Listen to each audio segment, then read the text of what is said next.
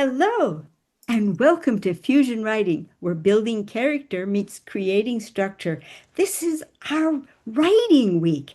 And with this, we're going to close a wonderful, wonderful December and get ready for a whole new year. Can you believe it?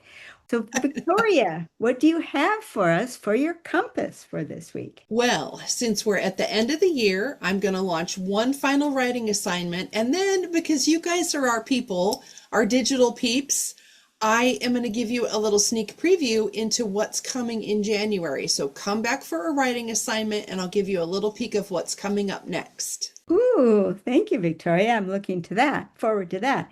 Well, likewise, we're going to have a writing assignment because it's writing week. That's what we do. But it's going to be a pretty simple writing assignment this week because, after all, we've got Christmas coming up. And like Victoria, I also have a sneak peek of what we're going to be doing in January just for you guys. So be sure to come back tomorrow for our map day. See you then. Bye bye.